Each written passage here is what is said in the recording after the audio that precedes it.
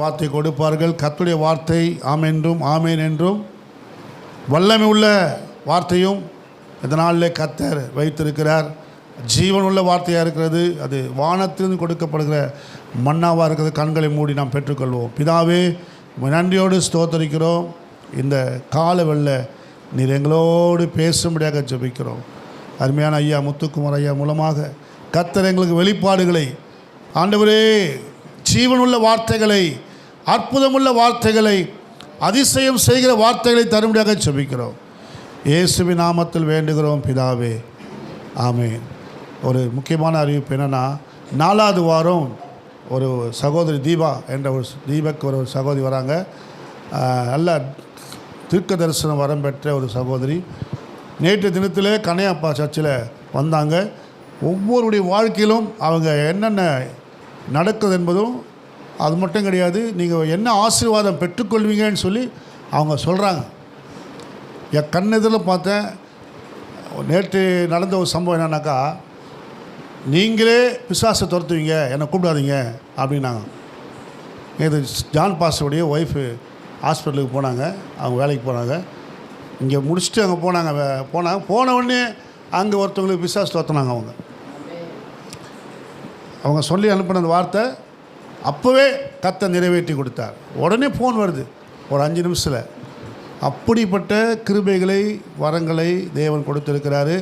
ஆகவே 4வது வாரம் நீங்கள் தவறாமல் மற்றவர்களையும், ரட்சிக்கப்படாத நபர்களையும் அழைத்து வரும்படி உங்களை அன்போடு கேட்டுக்கொள்கிறேன். கர்த்தர் உங்களை ஆஸ்வதிப்பாராக. இந்த நாளில் கர்த்தருடைய வார்த்தை கேட்க முடியும். நம்மளாம் கைகள் தட்டி ஐயா வரவேற்போம்.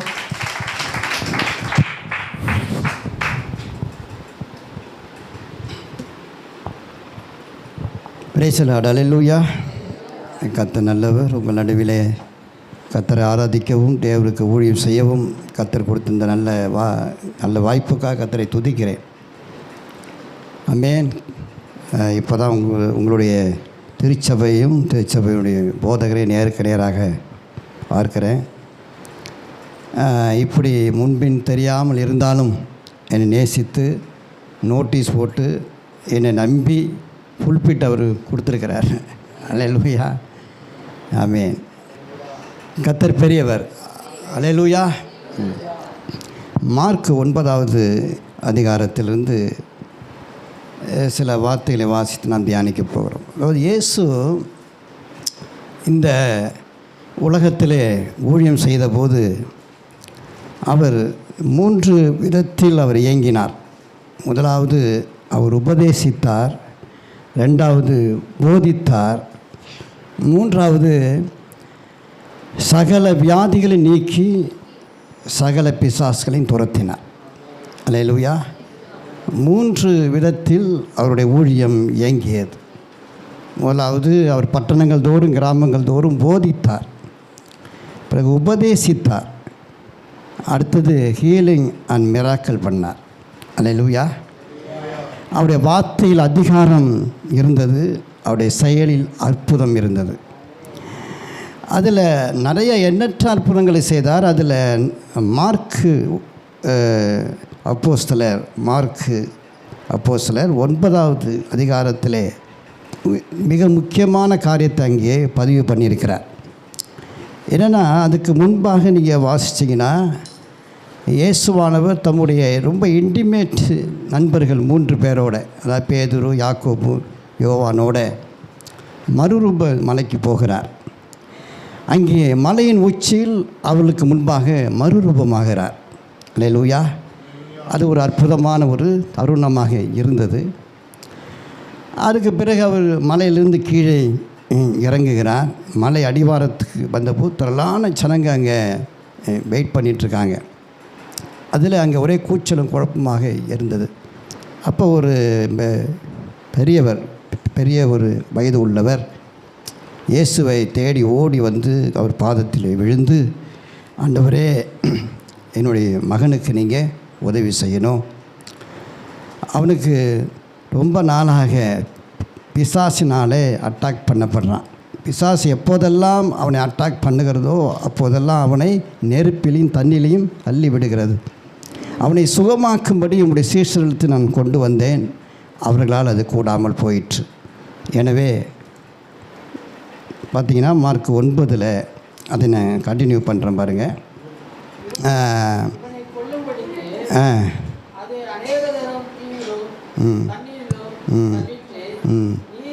18வது வசனம் 18 அவனை எங்கே பிடித்தாலும் அங்கே அவனை அலைக்கழிக்கிறது.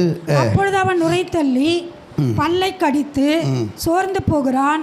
அதை துரத்தி விடும்படி உம்முடைய சீஷரிடத்தில் கேட்டேன், அவர்களால் கூடாமற் போயிற்று என்றான். 21 நீங்கள் வாசிச்சிங்கன்னா, அவருடைய தகப்பனை நோக்கி இது இவனுக்கு உண்டாகி எவ்வளவு காலமாயிற்று என்று கேட்டார். அவன் சிறு வயது முதல் கொண்டே உண்டாயிருக்கிறது. நீங்கள் பார்த்தீங்கன்னா இந்த பையன் இப்போது டீனேஜ் வாலிபன். அப்போ சிறு வயது முதல் என்று சொல்லும்போது கிட்டத்தட்ட ஒரு 20-22 ஆண்டுகளாக இப்படிப்பட்டதான ஒரு பெரிய போராட்டத்தை இந்த குடும்பத்தார் ஃபேஸ் பண்ணிக்கிட்டு இருக்கிறாங்க. அப்போ அதுக்கு பிறகு நெக்ஸ்ட் 22 அவன் சொல்கிறான், இவனை கொல்லும்படிக்கு அது அநேகம் தரம் தீயிலும் தண்ணீரிலும் தள்ளிற்று. நீர் ஏதாயிலும் செய்யக்கூடுமானால் எங்கள் மேல் மனதிறங்கி எங்களுக்கு உதவி செய்ய வேண்டும் என்றான். இயேசு அவனை நோக்கி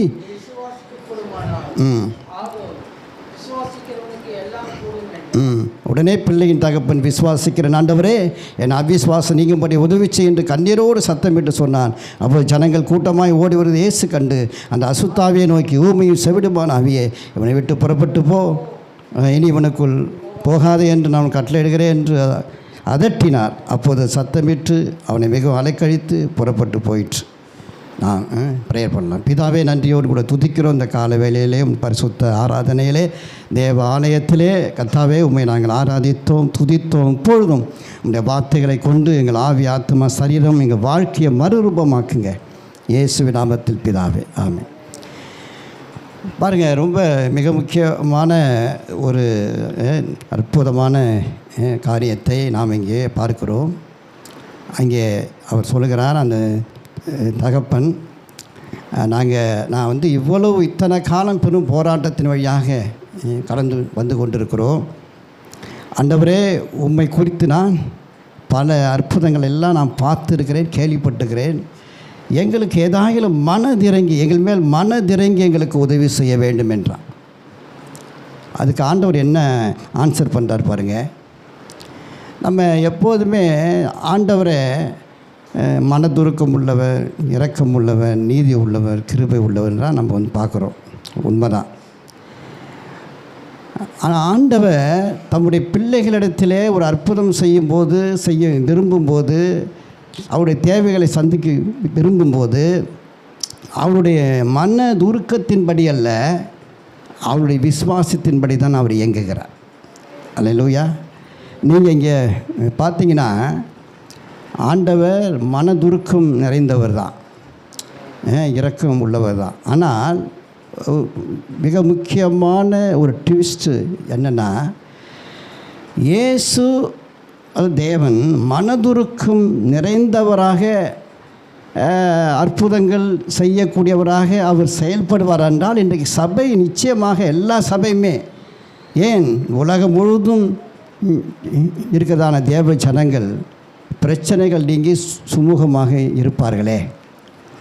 இன்றைக்கி நீங்கள் சபைகள் நீங்கள் பார்த்தீங்கன்னா, ஏன்னா நான் பட்டணங்கள் தோறும், கிராமங்கள் தோறும், உலகம் முழுவதும் நான் போகிறேன்.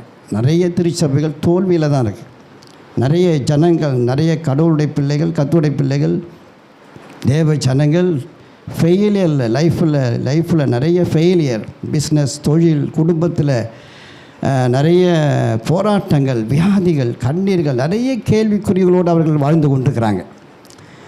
அப்போ அவர்கள் கர்த்தரை தான் ஆராதிக்கிறாங்க. அவங்க கர்த்தரை நேசிக்கிறாங்க, வாரந்தோறும் ஆலயத்துக்கு போகிறாங்க, கர்த்தரை ஹானர் பண்ணுறாங்க, கர்த்தருக்காக ஊழியம் செய்கிறாங்க. அப்படின்ட்டு நிறைய பேருடைய வாழ்க்கையில் ஒரு பெரிய சக்ஸஸ் கிடையாது. நிறைய ஒரு புரோக்கன் லைஃப், நிறைய எம்ப்டினஸ் லைஃப். அப்போ ஏன் தேவன் இரக்கம் உள்ளவராக ஏன் அவர் செயல்படவில்லை? மனதுருக்கத்தோடு ஏன் அவர் கிரியை செய்யவில்லை? அப்படி இல்லை. தேவன் ஒரு கோட்பாட்டின்படி இயங்குகிறார். அல்லேலூயா. வேதாகமம் முழுவதுமே ஒரு கோட்பாட்டை தேவன் வைத்திருக்கிறார். நிறைய கோட்பாடுகள் இருக்குது. இப்போ நம்முடைய பூமி பாருங்கள், இந்த பூமி சமதளமாக நிற்கவும் தொடர்ந்து செயல்படவும் அந்த கிராவிட்டி ஃபோர்ஸ் அது ஒரு கோட்பாடு, பூர்ப்பி விசை. அல்லேலூயா. அதே போலவே வேதத்தில் நம்முடைய பிரச்சனைகள்லாம் சால்வ் பண்ணுறதுக்கு ஒரு கோட்பாடு, ஒரு ஸ்பிரிச்சுவல் பிரின்சிபல், ஒரு ஆவிக்குரிய கோட்பாடே தேவன் வேதத்தில் வைத்திருக்கிறார். அல்லேலூயா. இப்போ மேக்ஸில் நீங்கள் பார்த்தீங்கன்னா A plus B whole square, A square B square plus 2ab. So இந்த மேக்ஸுடைய பிரச்சனையை சால்வ் பண்ணணும்னா அந்த ஃபார்முலா தெரிஞ்சாவே போதும். அல்லேலூயா. அதே போலவே ஸ்பிரிச்சுவல் லைஃப்பில் சில ஃபார்முலா, ஆவிக்குரிய ஃபார்முலா இருக்குது, ஸ்பிரிச்சுவல் ஃபார்முலா இருக்குது. ஆமென். அதை நம்ம ஃபாலோ பண்ணுறதில்ல, அதை நம்ம ஃபாலோ பண்ணுறது. நம்ம எப்போதும் நம்ம என்ன நினைக்கிறோம் அப்படின்னா, ஜெபிச்சா போதும், துதிச்சா போதும், பாடினால் போதும், எல்லாம் நல்லது தான். அது எல்லாமே இன்க்ளூடிங் ஆவிக்குரிய ஒரு வாழ்க்கைக்குள்ளே தான் கொண்டு வரப்படுகிறது. ஆனால் மிக முக்கியமான ஒரு காரியம் இருக்குது. இங்கே பாருங்கள், இந்த தகப்பன் நீண்ட நெடிய போராட்டத்தை சந்தித்து கொண்டிருக்கிறார். கிட்டத்தட்ட 20 இயர்ஸுக்கு மேலே ஒரு மரண போராட்டம். அவனுடைய கண் எதிராகவே அவனுடைய மகனுடைய உயிர் எப்போ போகும்னு தெரியாத ஒரு பரிதாபகரமான ஒரு சூழ்நிலை. இப்படிப்பட்ட சூழ்நிலையில் அவன் கதறுகிறான், ஆண்டவரே மனதிறங்கி எங்களுக்கு உதவி செய்யுங்கிறான். அல்லேலூயா. அதுக்கு ஆண்டவர் என்ன சொல்லியிருக்கணும்? நிச்சயமாக நான் உனக்கு உதவி செய்கிறேன், நான் மனதுருக்கம் நிறைந்தவர் தான், என்னுடைய மனதுருக்கத்தின்படி உனக்கு உன்னுடைய மகனுக்கு அற்புத சுகம் உண்டாகட்டும் அப்படின்னு சொல்லியிருக்கணும். ஆனால் அதுக்கு நேர்மாறாக வேறு ஒன்றை பதிலாக சொல்லுகிறார். அவர் என்ன சொல்லுகிறார் அங்கே? இயேசு அவரை நோக்கி, நீ விசுவாசிக்க கூடுமானால் ஆகும், விசுவாசிக்கிறவனுக்கு எல்லாம் ஆகும். நான் அவன் என்ன சொல்கிறான்? ஆண்டவரே, இப்படிப்பட்டதான சூழ்நிலைகள் வழியாக நான் போயிட்டுருக்கிறேன், எங்கள் மேல் மனதிறங்கி எங்களுடைய சூழ்நிலையை பார்த்து, என்னுடைய இந்த பரிதாபமான சூழ்நிலையை பார்த்து எனக்கு உதவி செய்யுங்கன்னு சொல்லிவிட்டு அவன் அபாய குரல் எடுக்கிறான். ஆனால் ஆண்டவர் சொல்கிறாரு, நீ விசுவாசிக்க கூடுமானால் ஆகும், விசுவாசிக்கிறவனுக்கு எல்லாம். இதுதான் இந்த ஆவிக்குரிய கோட்பாடுன்னு ஸ்பிரிச்சுவல் பிரின்சிபல். அவர் என்ன சொல்கிறாரு? விசுவாசிக்கிறவனுக்கு எல்லாம் கூடும். சொல்லுங்க, எல்லாம் கூடும். சொல்லுங்க, எல்லாம் கூடும். வாயத்தரங்களா? விசுவாசிக்கிறவனுக்கு 1 இல்லை, 2 இல்லை, 3 இல்லை, 10 இல்லை. All things are possible for him who believe. விசுவாசிக்கிறவனுக்கு எல்லாம் கூடும். அப்படின்னா என்ன அர்த்தம்னா, ஃபெய்த் பிரேக் த பவுண்ட்ரிஸ். விசுவாசம் தடைகளை உடைக்கிறது. அல்லேலூயா. எல்லைகளை பிரேக் பண்ணுகிறது. ஆமென். நிறைய ஆவிக்குரிய மக்களுக்கு நிறைய பவுண்ட்ரிஸ் இருக்குது, நிறைய பவுண்ட்ரிஸ். ரட்சிக்கப்பட்ட ஆரம்பத்தில் எனக்கும் அந்த மாதிரி தான். என்ன ஒரு பவுண்ட்ரிஸ் அப்படின்னா, அவங்களுடைய குடும்ப பின்னணி, ஒரு பரம ஏழை அல்லது ஒரு துரதிர்ஷ்டவாளி. சில பேர் நிறைய லைஃப்பில் எப்போதுமே தோல்வியே பார்த்ததுனால அந்த விதமான ஒரு பவுண்ட்ரிஸ் அவங்களுடைய உள்ளத்தை, அவங்களுடைய எண்ணத்தை, அவங்களுடைய இருதயத்தை ஆக்கிரமிச்சிருக்கும். எனக்கு எதுவுமே நடக்காது, நான் எது தொட்டாலும் வாய்க்காது, எங்கே போனாலும் தோல்வி தான், ஏன்னா நான் ஒரு அன்லக்கி பர்சன், நான் ஒரு துரதிர்ஷ்டமான மனிதன். அப்புறம் அவங்களுடைய குடும்ப பின்னணியில் அவங்களுடைய பெற்றோர்கள் அந்த சின்ன வயதிலேருந்தே அவங்களை டிஸ்கரேஜ் பண்ணி அமுக்கி அடக்கி வச்சுருந்ததுனாலே அவங்களுடைய மனசில் ஒரு விதமான பச்சாதாபமான எண்ணங்கள், புறக்கணிக்கப்பட்டோம் என்கிறதான ஒரு எண்ணங்கள். அதனால் மேலே போக முடியாது. அது ஒரு பவுண்ட்ரிஸ். அல்லேலூயா. அப்புறம் ரட்சிக்கப்படுவதற்கு முன்னாடி செய்த அக்கிரமங்கள், பாவங்களை குறித்தான நினைப்பூட்டுதல், இப்படிலாம் நான் செஞ்சிட்டேனே, ஆகினால என்னுடைய வெற்றிக்கு, என்னுடைய முன்னேற்றத்துக்கு, என்னுடைய குடும்ப வாழ்க்கைக்கு, என்னுடைய சமாதானத்துக்கு இது இடையூறாக இருக்குவோ அப்படிங்கிற ஒரு பவுண்ட்ரிஸ். இப்படி ஏதாவது குறித்தான ஒரு பயம், இப்படி நிறைய என்ன சொல்கிறது, பவுண்ட்ரிஸ், அந்த எல்லைகள், தடுப்புகள். அல்லேலூயா. தடுப்புகள் தேவனுடைய பிள்ளைகளை முன்னேற முடியாதபடி, வெற்றி சிகரத்தை தொட முடியாதபடி, நல்ல வாழ்க்கையை வாழ முடியாதபடி தடை பண்ணுது. ஆமென். அதெல்லாம் உடைக்கிறது தான் ஃபெய்த். அல்லேலூயா. விசுவாசம் எல்லா பவுண்ட்ரிஸும் பிரேக் பண்ணுகிறது. ஆமென். உங்களுக்குள் இருக்கிற பயம், காரணமில்லாத பயம், அந்த பழைய காரியங்களுடைய தாக்கங்கள், புறக்கணிக்கப்பட்டோம் அப்படிங்கிறதான, தள்ளப்பட்டோம், கனவீனம் பண்ணப்பட்டோம், நான் அங்கீகரிக்கப்படவில்லை என்கிறதான அந்த எண்ணங்கள், அதெல்லாம் ரொம்ப பவர்ஃபுல். நீங்கள் நினைக்கிறீங்க நம்முடைய வாழ்க்கையை நிர்ணயிக்கிறதே தாட்ஸ் தான். தாட்ஸ் இருக்கிற எண்ணம். நீதிமொழியில் 23 அவனுடைய இருதயத்தின் எண்ணத்தின்படியே அவன் இருக்கிறான் அப்படின்ருக்கு. எப்படி? மனுஷன் உங்களுடைய எண்ணத்தை மீறி நீங்கள் இருக்கவே முடியாது. நீங்கள் என்ன எண்ணுகிறீர்களோ அப்படியே உங்களுடைய வாழ்க்கை இருக்கிறது. அல்லேலூயா. புரிஞ்சுக்கிட்டீங்களா? நான் நல்லா வருவேன், நான் நல்லா இருப்பேன், இப்போ உள்ள என்னுடைய நிலைமையெல்லாம் மாறும், என் நோய்கள் சுகமாகும், தடைகள்லாம் நீங்கும், திறந்த வாசல் உண்டாகும், கர்த்தர் பெரிய காரியங்களை செய்வாருங்கிறதான எண்ணங்கள், அந்த எண்ணங்கள் அந்த எண்ணங்கள் படியே உங்கள் வாழ்க்கை. ஏன்னா எண்ணங்கள் வார்த்தையாகிறது, வார்த்தை செயலாகிறது. அல்லேலூயா. நான் உருப்படவே முடியாது, சீக்கிரமாக நான் போய் சேர்ந்துடுவேன், எதுவுமே எனக்கு நடக்காது, புண்டுக போகுது எல்லாமே, இப்படிப்பட்டதான அந்த தொடர்ச்சியான எண்ணங்கள் உங்கள் வாழ்க்கையை என்ன செய்யுன்னா, நீங்கள் எப்படி எண்ணுகிறீர்களோ அப்படி தான் ரிசல்ட்டு கிடைக்கும். அல்லேலூயா. அப்போ அந்த எண்ணங்கள் ஒரு பெரிய அரண், ஸ்ட்ராங் ஹோல்ட், இங்கிலீஷில் ஸ்ட்ராங் ஹோல்ட். பிசாசு அந்த எண்ணங்களை கொண்டு வந்து நிறைய பேருடைய மனதை அரண்களை கட்டி விடுகிறார். அதனால தான் பவுல் சொல்லும்போது கிறிஸ்துவுக்கு விரோதமான எந்த எண்ணத்தையும் நாங்கள் சிறைப்பிடிக்கிறோங்கிறான். அல்லேலூயா. அல்லேலூயா. அப்போ அந்த தாழ்வான எண்ணங்கள் அது ரொம்ப ரொம்ப பேட், அது ரொம்ப ஒஸ்ட், உங்களை முன்னேற்ற விடவே விடாது. ஆமென். ஒரு அடி கூட நீங்கள் மேலே போகவே முடியாது.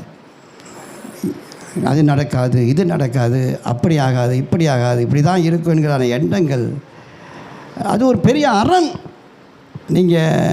நீங்கள் ஒன்றுமே செய்ய முடியாது, உங்கள் காரியம் விருத்தி அடையாது என்கிறதான அந்த எண்ணங்களை பிசாசு அதை அனுப்பி கொண்டே இருப்பான். அதை நீங்கள் உள்வாங்கி கொண்டுக்கிட்டீங்கன்னா உங்கள் லைஃப் போச்சு. இதெல்லாம் முற்றிலும் வேறு இருக்கக்கூடியதான் ஃபெய்த். அல்லேலூயா. விசுவாசம். அவர் சொல்கிறார், கர்த்தர் சொல்கிறார், இயேசுவான சொல்கிறார், இது எத்தனை வருட கட்டுகள் ஆனாலும் சரி, அல்லேலூயா, நோ மேட்டர், எத்தனை வருட ப்ராப்ளம் ஆனாலும் சரி, ஆமென், நீ விசுவாசிச்சால் இப்போது ரைட் நவ் இப்போது அற்புதங்கள் நடக்குங்கிறார். இதுக்காக நாளைக்கு நீங்கள் காத்திருக்க வேண்டிய அவசியம் இல்லை, அடுத்த வருஷம் நீங்கள் காத்திருக்க வேண்டிய அவசியம் கிடையாது. இப்போ நம்ம என்ன சொல்கிறாங்க, நிறைய பேர் 13 வருஷம் கட்டுகளா, 15 வருஷம் கட்டுகளா, நீங்கள் 20 வாரங்கள் நீங்கள் வரணும் ஜபத்துக்கு, இந்த விதமான குறிப்பிட்ட ஜபத்துக்கு, கட்டு உடைக்கிற ஜபம்லாம் சொல்கிறாங்க இல்லையா. ஆனால் கர்த்தர் சொல்கிறாரு, உங்கள் விசுவாசம், உங்களுக்கு விசுவாசம் இருந்ததுன்னா உங்கள் கட்டு உடனே உடைஞ்சிடும். அல்லேலூயா. கட்டு உடைக்கிறதுக்காக நீங்கள் எங்கேயும் போக வேண்டிய அவசியமே இல்லை. ஏன்னா விசுவாசம் என்பது ஒரு பெரிய டிவைன் ஃபோர்ஸ், அது மாபெரும் சக்தி, மாபெரும் வல்லமை நிறைந்தது. அது என்னென்னா தேவனுடைய வல்லமை அதை அஃபெக்ட் பண்ணுகிறது. எப்படி ஒரு இரும்பை எப்படி காந்தம் அஃபெக்ட் பண்ணுதோ அதுபோல் தேவனுடைய வல்லமை காணப்படாதது, நம்முடைய கண்களால் காணப்படாத தேவனுடைய வல்லமையை நம்முடைய இயற்கை வாழ்க்கைக்கு, இயற்கை உலகத்துக்கு கொண்டு வரக்கூடியதான் விசுவாசம்.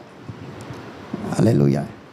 உதாரணத்துக்கு நீங்கள் டிவியில் பார்க்குறீங்க, பாடல் கேட்குறீங்க, பல காட்சிகள்லாம் நீங்கள் பார்க்குறீங்க. அதெல்லாம் எப்படி? தொலைக்காட்சி நிறுவனத்தின் மூலமாக நிகழ்ச்சி ஒளிபரப்பி அதெல்லாம் சேட்டலைட் மூலமாக அனுப்பிடுறாங்க. அது மேலே அங்கேருந்து பூமியில் கீழே மின்காந்த அலைகளாக, ரேடியோ அலைகளாக, தொலைக்காட்சி அலைகளாக பூமி முழுவதும் நிரம்பியிருக்கு. இங்கே கூட இருக்குது, நம்ம கண்ணால் பார்க்க முடியல.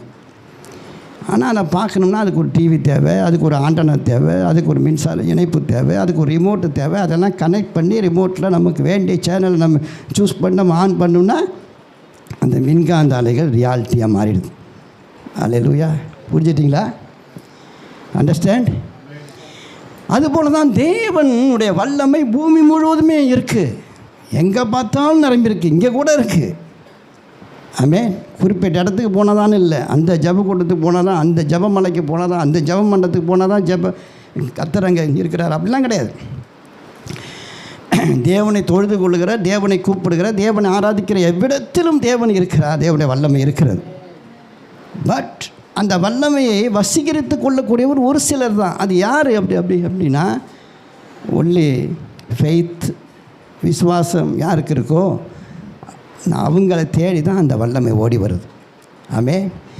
அதனால தான் நிறைய கூட்டங்களில் நிறைய மிராக்கள் நடக்கிறதில்ல, நிறைய பேர் ரட்சிக்கப்படுறதில்ல. நிறைய பேர் போனாலும் ஒரு சில பேர் தான் அந்த ரிசல்ட் கிடைக்குது. ஏன்னா அந்த ஒரு சில பேர் அந்த வசனத்தினால் ஈர்க்கப்பட்டு விசுவாசித்து அற்புதங்களை பெற்றுக்கொள்கிறாங்க. அல்லேலூயா. ஆமென். அப்போ கிறிஸ்துவ வாழ்க்கையில் நீங்கள் பெரிய காரியங்கள் சாதிக்கணும்னா அதை எல்லாவற்றை விட தேவனுடைய வாக்கு தத்தங்கள் உங்கள் வாழ்க்கையில் நிறைவேறணும்னா, ஆமென், விசுவாசம் இல்லாமல் நீங்கள் தேவனுடைய ஆசீர்வாதங்களை சுதந்திரித்து கொள்ள முடியாது. ஆமென். அல்லேலூயா. என்ன அப்படியே எல்லாம் அப்படியே இடிஞ்சு போனது மாதிரி உட்காந்துட்டிங்களே. நல்ல செய்தியை உங்களுக்கு சொல்கிறேன். விசுவாசிக்கிறவனுக்கு எல்லாம் கூடன்ட்ருக்கேன். உங்களுக்கு இன்றைக்கி என்னென்ன கூடலை, எத்தனை வருஷமாக கூடாமல் இருக்குது, எத்தனை வருஷமாக எவ்வளோ பிரச்சனைகள் இருக்கீங்க, எங்கெங்கேயோ முட்டி மோதி ஒன்றும் முடியாமல் அப்படியே ஓஞ்சி போய் உட்காந்துட்டிங்களா? ஒரு பிரச்சனையுமே கிடையாது. விசுவாசிக்க ஆரம்பிங்க. அல்லேலூயா. ஏன்னா கிறிஸ்தவர்களுக்கு, அதுவும் தேவனுடைய பிள்ளைகளுக்கு இருக்கிற ஒரு பெரிய சிலாக்கியமே அந்த விசுவாசத்தை தேவன் நம்முடைய ஆவியிலே கொடுத்துருக்கிறார். உலகத்தார் கிடையாது. உலகத்தாருக்கு நம்பிக்கை, நமக்கு விசுவாசம். இந்த ரெண்டையும் போட்டு நம்ம குழப்பிக்கக்கூடாது. நம்பிக்கை வேறு, விசுவாசம் வேறு. ஹோப் வேறு, ஃபெய்த் வேறு. அல்லேலூயா. விசுவாசத்துக்கு தான் வேதம் கேரண்டி கொடுத்துருக்கு, ஹோப்பு கிடையாது. ஏன்னா கொஞ்சம் கவனமாக நீங்கள் கேளுங்க. ஏன்னா நம்ம நிறைய சமயங்களில் தேவனை நம்புகிறோம், தேவன் எனக்கு ஏதாவது செய்வார்னு நம்புகிறேன், தேவன் என்னை சுகமாக்குவான்னு நம்புகிறேன். புரிஞ்சுட்டிங்களா? ஹலோ? அப்படிலாம் நம்ம சொல்கிறோம் இல்லையா? அது எதை குறிக்குது அப்படின்னா நம்பிக்கை. ஆமென். அந்த நம்பிக்கை என்பது நம்முடைய மனதில் உண்டாகிறது. மனதின் தளம்னு இருக்குது. அதான் மைண்ட். அது உணர்ச்சிகளின் மையம், த சென்டர் ஆஃப் ஃபீலிங். ஆமென். உணர்ச்சிகள் அதில் உண்டாகிறது தான் அந்த நம்பிக்கை. இந்த நம்பிக்கை கடவுள் எல்லாருக்குமே கொடுத்துருக்கிறார். அவிசுவாசிகளுக்கு இருக்குது, விசுவாசிகளுக்கு. ஏன்னா நம்பிக்கை இல்லைன்னா மனுஷன் வாழவே முடியாது. அல்லேலூயா. இன்றைக்கி நான் எப்படியாவது கஷ்டப்படுறேன், நாளைக்கு என்னுடைய பிள்ளைகள் நல்லா இருக்கும் அப்படின்னா ஒரு அவிசுவாசி ஒரு உலகத்தான் கஷ்டப்பட்டு முன்னுக்கு வர்றான். ஸோ தேவன் மனிதர்களை நேசிக்கிறார், சிருஷ்டியை நேசிக்கிறார். ஸோ அவனுடைய அந்த மைண்டுக்குள்ளே அந்த அந்த நம்பிக்கை என்கிற ஆற்றலை விதைத்திருக்கிறார். அல்லேலூயா. ஸோ ஒரு ஃபுட்பால், ஒரு பெரிய ஒரு பிளேயர், ஒரு கிரிக்கெட் பிளேயர், ஒரு சினிமா ஆக்டர் சின்ன வயசில் ரொம்ப கஷ்டப்பட்டு அவனுக்குள்ளே அந்த நம்பிக்கை அப்படியே வளருது. நான் பின்னாடி பெரிய ஒரு கிரிக்கெட்டராக நான் வருவேன், பெரிய ஒரு கோல்டு மெடலிஸ்ட்டாக நான் வருவேன், பெரிய அச்சீவ் பண்ணுவேங்க. நம்பிக்கை அப்படியே வளர்க்குறான், முயற்சிக்கிறான், ஹார்ட் ஒர்க் பண்ணுறான், அந்த இலக்கை நோக்கி ஓடுறான். அதெல்லாம் கர்த்தர் ஹானர் பண்ணுறார். ஏன்னா தேவன் எல்லா மனிதரையும் நேசிக்கிறதுனால, அல்லேலூயா, அவருடைய உழைப்பை அவர் ஹானர் பண்ணுகிறார். அதான் விவசாயி அவிசுவாசியாக இருந்தாலும் நிலத்தில் விதைக்கிறதான அந்த விதைக்கு பலன் கொடுக்குறார். ஒரு மளிகை கடைக்காரனோ இல்லை ஒரு ஹோட்டல் கடைக்காரனோ கஷ்டப்பட்டு உண்மையாக நேர்மையாக அவன் உழைக்கும் போது அவன் அவிசுவாசியாக இருந்தால் கூட கர்த்தர் அவனை உழைப்பை ஆசீர்வதிக்கிறார். அது நம்பிக்கை. பட் எப்போதுமே அந்த நம்பிக்கை நல்ல விதத்தில் வேலை செய்வதில்லை. நம்பிக்கை கொண்டவர்கள் எல்லாருமே முன்னேறுவதில்லை. நம்பிக்கை கொண்டவருடைய எல்லாருடைய நம்பிக்கையுமே அது சக்ஸஸ் ஆவதில்லை. ஏன்னா நம்பிக்கை என்பது மனதின் தளத்தில் உண்டாகிறது. கவனமாக நீங்கள் கொஞ்சம் கேட்கணும். ஏன்னா நீங்கள் இதை கேட்டிருக்க மாட்டீங்க. ஆமென். நம்பிக்கை என்பது மனதில் உண்டாகுது, மைண்டில். நம்பிக்கை என்பது எதிர்காலத்துக்குரியது. நாளைக்கு நல்லது நடக்கும், இன்றைக்கி நான் நம்புகிறேன். நாளைக்கு நல்லது நடக்கும், இன்றைக்கி நான் நம்புகிறேன். ஆனால் விசுவாசம் என்பது அப்படி இல்லை. விசுவாசம் என்பது நிகழ்காலத்துக்குரியது. இன்றைக்கி விசுவாசிக்கிறேன், இன்றைக்கி நான் பெற்றுக்கொள்வேன். எவ்வளோ ஒரு எக்ஸைட்டிங்காக இருக்குது. யாருமே ஒரு கைத்தட்ட மாட்டேங்கிறீங்களே. யாருமே ஏன்னா இன்றைக்கி நான் விசுவாசிக்கிறேன், அப்போ யாருமே விசுவாசிக்கிறேன் இல்லையா? ஏன்னா நம்ம நிறைய தடவை நம்பிக்கையிலே நம்ம வாழ்ந்துட்டோம். நம்பிக்கையிலே வாழ்ந்துட்டோம். ஒரு நாளில் ஏதாவது அற்புதம் செய்வார் ஆண்டவர். ஒரு நாளில் அவருடைய கருணை கண் என் மேல் படும். எப்பாவது இந்த பிரச்சனையிலேருந்து என்னை தூக்கி எடுப்பார். No no no no new under the new covenant, புதிய உடன்படிக்கையின் கீழே நம்ம இருக்கிறோம் இல்லையா? அப்போ ஆமென். இன்றைக்கே today is the day of salvation, today is the day of miracle, today is the day of deliverance. இன்றைக்கே விடுதலை, இன்றைக்கே ரட்சிப்பு, இன்றைக்கே மிராக்கிள், இன்றைக்கே அபண்டன்ஸ். ஆமென். யாருக்கு? டு ஹிம் ஹூ பிலீவ், யார் விசுவாசிக்கிறார்களோ அவர்களுக்கு. அல்லேலூயா. அப்போ நம்பிக்கையை பற்றி அப்படியே போயிட்டுருக்கு. ஏன்னா அதான் இப்போ உலகத்தார்கள் கூட நீங்கள் பார்த்தீங்கன்னா அரசியல்வாதிகள் கூட பைபிளை பற்றி பேசுவாங்க. நல்லா பைபிள் வசனங்கள்லாம் வந்து பேசுவாங்க. அவங்க எங்கேருந்து வந்து பேசுகிறாங்க? நம்பிக்கையிலிருந்து பேசுகிறாங்க. அதாவது மனதின் தளத்தில் வசனத்தை ஏற்றுக்கொள்கிறாங்க. அது அவர்களை ரட்சிக்காது. புரிஞ்சுங்க? அல்லேலூயா. நீங்களும் நானும் இங்கே உட்கார்ந்து இருக்கிறோம், கர்த்தருடைய வார்த்தையை கேட்குறோன்னா மனதில் கர்த்தருடைய வார்த்தையை ஏற்றுக்கொள்ளலை, இருதயத்தில் ஏற்றுக்கொண்டிருக்கிறோம். மனதில் உண்டாகிறது நம்பிக்கை, இருதயத்தில் உண்டாகிறது தான் விசுவாசம். இருதயம்னா ஆவி, ஸ்பிரிட்டு. அல்லேலூயா. உங்களுக்குள் எனக்குள்ள ஸ்பிரிட் இருக்கு இல்லையா? ஆவி, வேறு மனிதன். அந்த வேறு மனிதனுக்குள்ளாக தேவனுடைய வார்த்தை நம்ம எப்போ விசுவாசித்தோமோ அப்போது நம்ம ரட்சிக்கப்பட்டோம். அல்லேலூயா. அப்போ அதுக்கு பேர் தான் ஜீவனின் மையம், the centre of the life. எது? இருதயம் இருக்கு இல்லையா? ஆவி. அந்த இருதயம் கிடையாது. இந்த லேப்டாப்னு இந்த சத்தம் கொடுக்குதே, மாம்ச இருதயம். அந்த இருதயத்தை நான் சொல்லலைங்க, சரீர இருதயம். உள்ளார ஒரு இருதயம் இருக்குல்ல, இன்னர் மேன், ஸ்பிரிட் மேன். அந்த ஸ்பிரிட் மேனுக்குள்ளே தேவன் ஒரு விசுவாசத்தை வைத்திருக்கிறார்.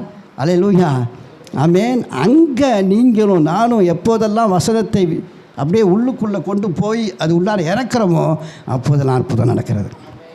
அப்போ வசனம் என்பது முதல்ல காதான கேட்டு மனதில் இறங்கி மனதின் உள்ளே இன்னும் ஆழமாக போய் ஜீவனின் மையத்துக்குள்ளே போகணும். அதுதான் the centre of the life, ஜீவனின் மையம். அல்லேலூயா. அல்லேலூயா. நிறைய தடவையே நம்ம வந்து வசனத்தை கேட்டு அற்புதங்கள் நடக்கலை. காரணம் அதெல்லாம் ஆவிக்குள்ளே போகலை, அது அப்படியே மனதின் தளத்திலேயே வந்து நின்று விடுகிறது. ஆமீன். மனதின் தளம் என்று சொன்னால் உணர்ச்சிகளின் மையம், சித்தத்தின் மையம், அறிவின் மையம். அல்லேலூயா. அறிவு, உணர்ச்சி, சித்தம், இன்டலெக்ட், ஃபீலிங், வில், இந்த மூன்றும் உள்ளதான் அந்த மனது. இந்த மனதின் அளவிலே ஏற்றுக்கொள்ளப்படுகிறதான வசனத்துக்கு தேவன் கேரண்டி கொடுக்கல. ஏன்னா மனது வந்து எப்போதுமே நிலை மாறக்கூடியது, குறைகு மாதிரி அது மாறக்கூடியது. அங்கே வசனம் வந்து வேரூன்றாது. வசனத்தை வேரூன்ற வைக்கக்கூடியது அந்த இருதயம் தான், ஸ்பிரிட்டு தான். அங்கே தான் தேவன் விசுவாசத்தை வைத்திருக்கிறார். அல்லேலூயா.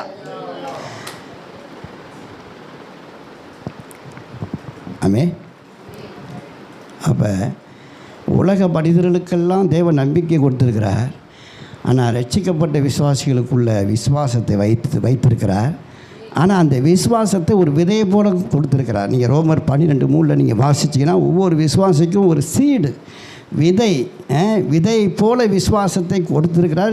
விசுவாசம் எனக்கு இல்லைன்னு யாருமே சொல்லவே முடியாது. ஆனால் அந்த விசுவாசம் எதுக்கு கொடுத்துருக்காருன்னா ஆரம்ப கட்ட விசுவாசம், கர்த்தரை விசுவாசிக்க, கர்த்தரை நம்ப தான். ஆனால் அடுத்த லெவலுக்கு நீங்கள் போகணும்னா வசனத்தை வாசித்து, தியானித்து, படித்து, அறிக்கை பண்ணி விசுவாசத்தில் வளரும்போது தான் மலையை பேக்கிற விசுவாசத்துக்கு நீங்கள் போகணும். அல்லேலூயா. கடுகு விதையிலிருந்து நீங்கள் நீங்கள் நிறைய தடவை நீங்கள் கேட்டிருப்பீங்க, கடுகு விதையளவு விசுவாசம் உங்களுக்கு இருந்தால் இந்த மலையை பார்த்து பயந்து சொல்லுங்கள், மலையை பார்த்து பயந்து தள்ளிட்டு போயின்னு சொன்னால் போமா? எப்படி போகும்? மத்தேயு 17 நினைக்கிறேன், நீங்கள் அதை வாசித்து பாருங்கள். மத்தேயு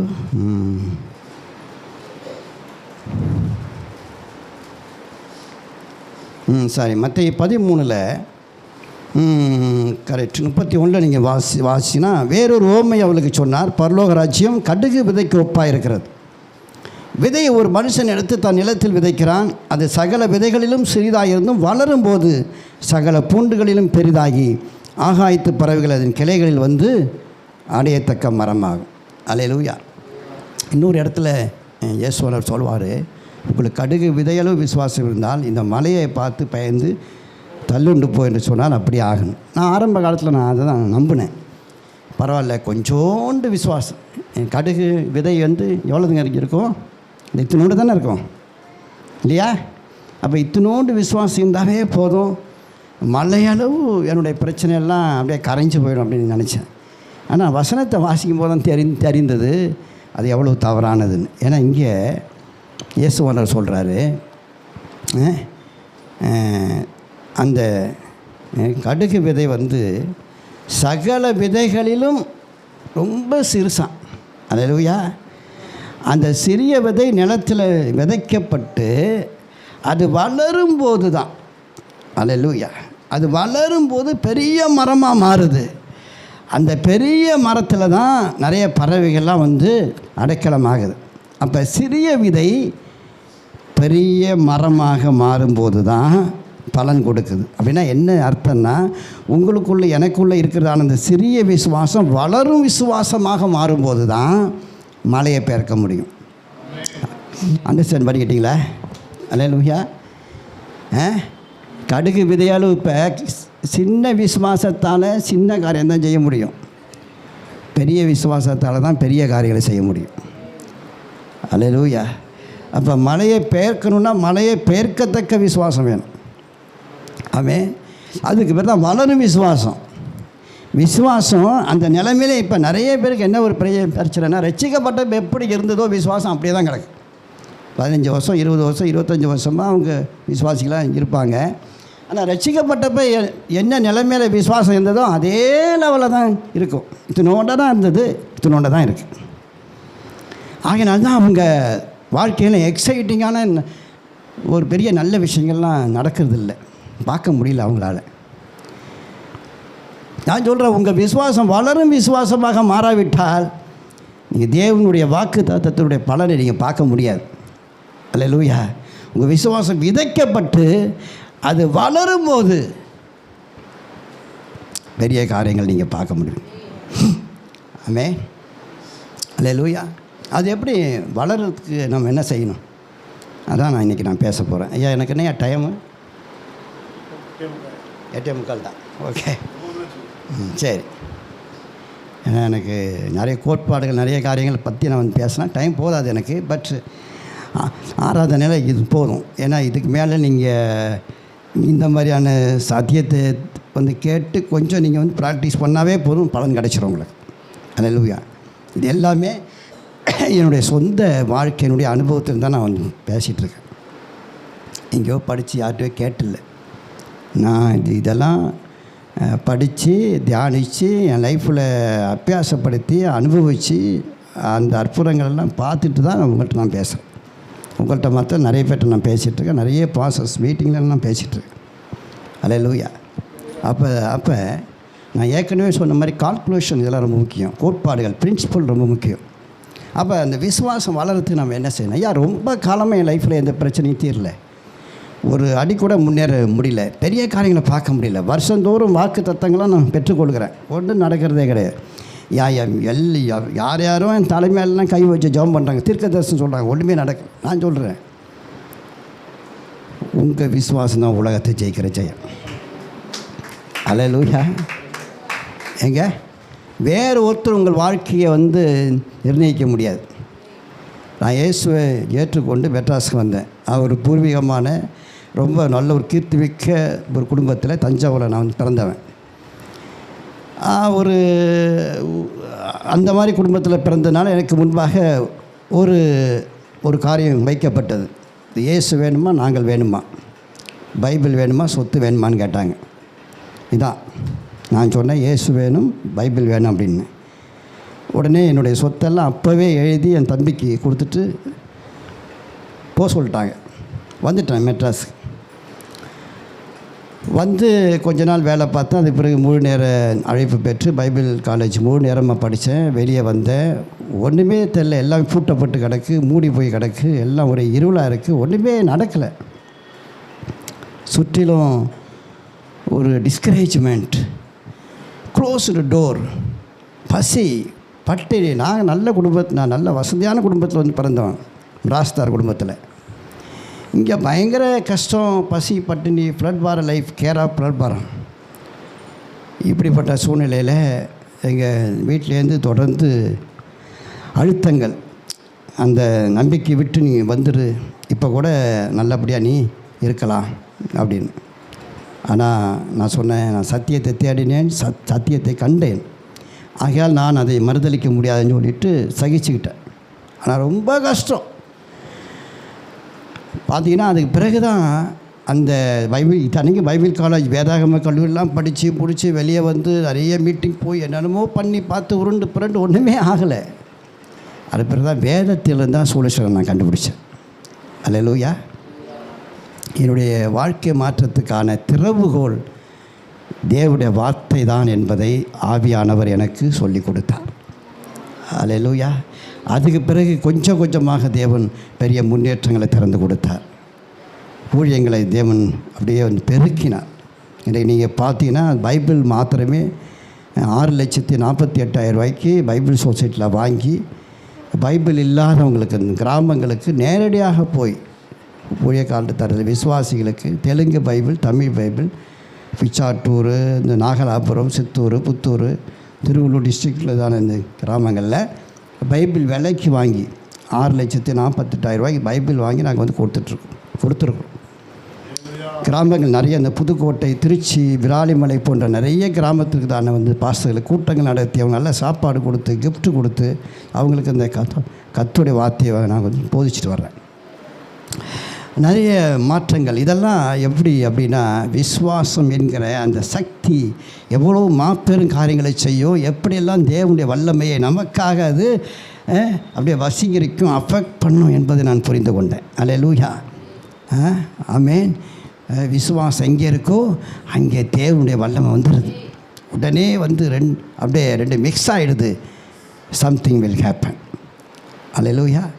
அப்போ இதை எப்படி ப்ராக்டிக்கல் லைஃப்பில் எப்படி நான் கொண்டு வர்றது? அதுக்கு தான் விசுவாசத்தை உற்பத்தி பண்ணக்கூடிய பார்த்தீங்கன்னா ரோமர் 10:17 நீங்கள் வாசி பாருங்கள். ரோமர் 10:17 சீக்கிரமா கொஞ்சம். ஆதலால் விசுவாசம் கேள்வியினாலே வரும், கேள்வி தேவனுடைய வசனத்தினாலே வரும்.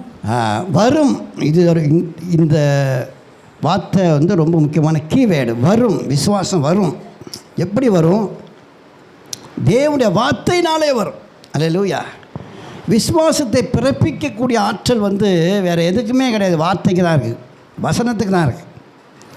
நீங்கள் பிரபலமான சாட்சிகளெல்லாம் நீங்கள் வந்து கேட்கலாம். சாட்சிகள், டெஸ்டிமோனிஸ், அதெல்லாம் வந்து நமக்கு உற்சாகத்தை கொடுக்கும், உற்சாகத்தை கொடுக்கும், எமோஷ்னலாக நம்மளை வந்து அடுத்த நிலைமை கொண்டு போகும். பட் விசுவாசத்தை உருவாக்கக்கூடிய திறன் வார்த்தைக்கு மாத்திரமே இருக்குது. ஆமென். ஆமோதிக்கிறீங்களா? அல்லேலூயா. ஏன் அப்படின்னா இந்த வார்த்தை என்பது சாதாரணமானதல்ல. நிறைய பேருக்கு பைபிளை குறித்தான காரியங்களே தெரியல, விசுவாசிகளுக்கே தெரியல. பைபிள்னால் என்னன்னே தெரிய மாட்டேங்குது. இதை நான் தெரிஞ்சுக்கிட்ட பிறகு தான் நான் பைபிள் வாங்கி நான் கொடுக்க ஆரம்பித்தேன். அல்லேலூயா. பைபிள் வாங்கி கொடுக்க ஆரம்பித்தேன். ஏன்னா பைபிள் என்பது என்ன அப்படின்னா, பைபிள் சொல்லுது, வேதம் சொல்லுது, தீர்க்க தரிசனமாக ஒரு காலத்திலும் மனுஷனுடைய சித்தத்தினால் உண்டாகவில்லை. தீர்க்க தரிசனம் நீங்கள் சொல்கிற மாதிரி யார் அந்த பிரதர், யார் அந்த சிஸ்டர், அந்த அங்கே வந்து ஃபஸ்ட்டு சேரில் உட்காந்துருக்கீங்க, 2வது சேரில் உட்காந்துருக்கீங்க, அந்த தீர்க்க தரிசனம் நான் சொல்லலை. தீர்க்க தரிசனம் என்பது கர்த்தருடைய வார்த்தை. அல்லேலூயா. இதுக்கு மிஞ்சி வேறு எந்த தீர்க்க தரிசனமே கிடையாது. I would not believe rather than any prophecy apart the word of God. Hallelujah. ஏன்னா இங்கே பேதுரு சொல்றாரு, தீர்க்க தரிசனமானது ஒரு காலத்திலும் மனுஷனுடைய சித்தத்தினாலே உண்டாகவில்லை, தேவனுடைய பரிசுத்த மனுஷர்கள் பரிசுத்தாவினாலே ஏவப்பட்டு பேசினார்கள். 1 பேதுரு 1வது அதிகாரம்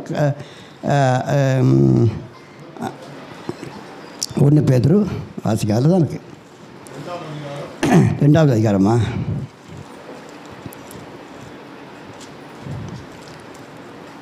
சாரி, 2 பேதுரு 1வது அதிகாரம் கடைசி வசனம். தீர்க்க தரிசனமானதுன்னா இந்த இருங்க, இந்த வேதாகமத்தில் இருக்கிற ஒவ்வொரு வார்த்தையும் தீர்க்க தரிசனம். ஆமென். இந்த தீர்க்க தரிசனமானது ஒரு காலத்திலும் மனுஷனுடைய சொந்த சுய சித்தத்தினாலேயோ எண்ணத்தினாலேயோ யோசனையினாலேயோ உண்டாகவில்லை. என்னுடைய பரிசுத்த மனுஷர்கள் பரிசுத்த ஆவியினாலே ஏவப்பட்டு பேசினார்கள். ஏவப்பட்டு, அதுக்கு கிரேக் வேர்டில் தியோனியோஸ்டோஸ்னு இருக்குது. தியோனியோஸ்டோஸ் த கிரீக் வேர்டில் ஏவப்பட்டு பேசுகிறதுக்கு தானே ஒரிஜினல் அந்த மொழிபெயர்ப்பில் டிரான்ஸ்லேஷனில் தியோனியோஸ்டோஸ். தியோனா தேவன், நியோஸ்னா பலமாக ஊதுதல். அப்படின்னா தேவன் தாம் தெரிந்து கொண்ட மக்கள் மேல் தம்முடைய ஆவியை பலமாக ஊதி தன்னுடைய மனதில் இருந்ததான காரியங்களை, எண்ணங்களை, விருப்பங்களை அந்த மனிதர்களுக்குள்ளே தம்முடைய ஆவியின் மூலமாக செலுத்தி இந்த வேதத்தை எழுத வைத்தார் அப்படின்னு அர்த்தம். அல்லேலூயா. புரிஞ்சிட்டிங்களா இல்லையா? தேவன் பலமாக ஊதினார் தான் ஏவப்பட்டு பேசினார்னு அர்த்தம். தேவன் இந்த வேதத்தை 40 பேர் எழுதியிருக்கிறாங்க. இந்த வேதம் முழுவதும் எழுதப்பட்ட காலம் 1400 ஆண்டுகள். இந்த முழு வேதமும் பூரணமாக எழுதி முடித்து கையில் வரத்து 1400 ஆண்டுகள் ஆயிடுச்சு. 40 ஆசிரியர்கள் எழுதியிருக்காங்க. 40 பேர் வெவ்வேறு நாட்டை சேர்ந்தவங்க, வெவ்வேறு கலாச்சாரத்தை சேர்ந்தவங்க. இந்த 40 பேரையும் தேவன் அபிஷேகித்து, ஆமென், அவர்களுடைய உள்ளத்திலே ஆவியிலே எண்ணங்களிலே தம்முடைய எண்ணங்களையும் யோசனைகளையும் காரியங்களையும் அனுப்பி செலுத்தி இதை எழுதி வைத்து இருக்கிறார்.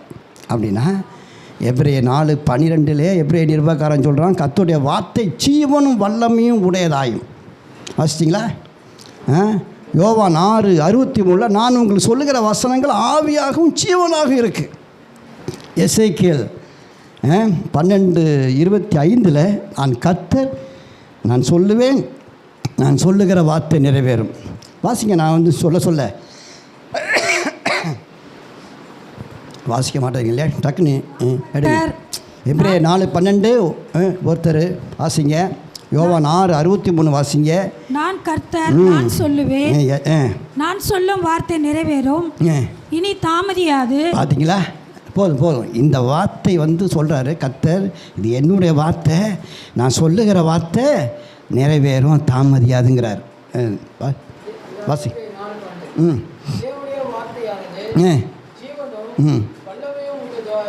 போதும். தேவனுடைய வார்த்தை, இந்த ஒவ்வொரு வார்த்தைக்கும் ஜீவன் இருக்குங்க. அல்லேலூயா. இந்த ஒவ்வொரு வார்த்தையும் வல்லமை மிக்கது. ஆமென். குமுதம், கல்கண்டு, ஆனந்த விகடன் போல கிடையாது. ஆமென். அதெல்லாம் நீங்கள் படிச்சிங்கன்னா அந்த மனசில் ஒரு கிளர்ச்சியை கொடுக்கும், மகிழ்ச்சியை கொடுக்கும். ஆனால் ஆத்மாவுக்குள்ளே அது போகாது. வசனம் ஆத்மாவை ரசிக்குது. வசனம் மாத்திரமே ஆத்மாவை ரசிக்கும். ஏன்னா வசனத்தில் ஜீவன் இருக்குது. யோவான் 6:63 இயேசு சொல்கிறார் பாருங்க, நான் உங்களுக்கு சொல்லுகிற வசனங்கள் ஆவியாகவும் ஜீவனாகவும் இருக்குது. சீக்கிரமாக. அப்புறம் ஏசாயா 55 சொல்கிறாரு, மாறி உறைந்த மழை வானத்திலிருந்து இறங்கி பூமியை நனைத்து அதில் முளை கிளம்பி விளையும்படி செய்து விதைக்கவனுக்கு விதையும் புசிக்கவனுக்கு ஆகாரத்தையும் கொடுக்கறது எப்படியோ அப்படியே என் வாயிலிருந்து புறப்படும் வசனமும் இருக்கும். அது வெறுமையாக என்னிடத்து திரும்பாமல் நான் விரும்புகிறது செய்து நான் அனுப்பின காரியமாகும்படி வாழ்க்கை. மனப்படமாக சொல்கிறேன் பாரு. இந்த வசனத்தெல்லாம் நீங்கள் என்ன செய்யணும்? மனப்பான யோவான் 6 ஆ ஆ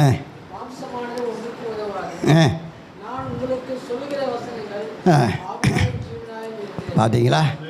இந்த பைபிள் வந்து ஆவியாவருக்கு ஜீவனாக இருக்குது. ஆமென். கர்த்தர் சொல்கிறாரு, என் வார்த்தை தரையிலே விழுந்து விடாது, நான் விரும்புகிறது செய்து நான் அனுப்பின காரியமாகும்படி வாய்க்கும். அப்படின்னா கர்த்தருடைய வாயிலிருந்து புறப்பட்டதான வார்த்தைகள் ஒன்றுமே தரையில் விழாது, ஒன்றுமே ஃபெயிலர் ஆகாது. ஆனால் விசுவாசிக்காத வரையிலும் இந்த பைபிள் வெறும் புத்தகம்தான். ஆமென்.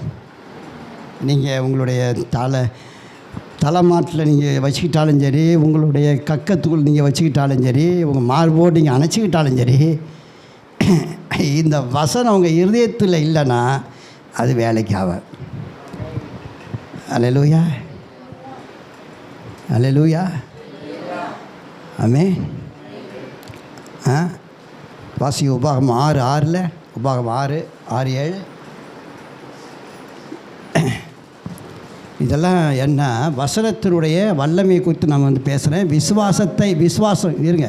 உங்கள் விசுவாசம் வளரும் விசுவாசமாக மாறணும்னா, உங்கள் விசுவாசம் ஆரம்ப கட்டத்திலிருந்து அது வளர்ந்து பெருக வேண்டுமென்றால் வசனத்துக்கு முக்கியத்துவம் கொடுக்கணும். நீங்கள் அல்லேலூயா. வசனத்துக்கு முக்கியத்துவம் கொடுக்கணும், வசனத்தை வாசிக்கணும், வசனத்தை தியானிக்கணும். வாசிங்க. என்று நான் உனக்கு கட்டளையிடுகிற இந்த வார்த்தைகள் உன் இருதயத்தில் இருக்க கடவது, நீ அவைகளை உன் பிள்ளைகளுக்கு கருத்தாய் போதித்து. வாசிங்களா? இருங்க. ஆண்டவர் சொல்றாரு, உங்களுக்குள்ள வளரும் விசுவாசம் வேண்டும் என்றால், அல்லது வார்த்தைகள் உங்கள் வாழ்க்கையில் பலன் கொடுக்க வேண்டும் என்றால், இந்த வசனத்தை அப்படியே மேலோட்டமாக வாசித்து போகிறதில்லை.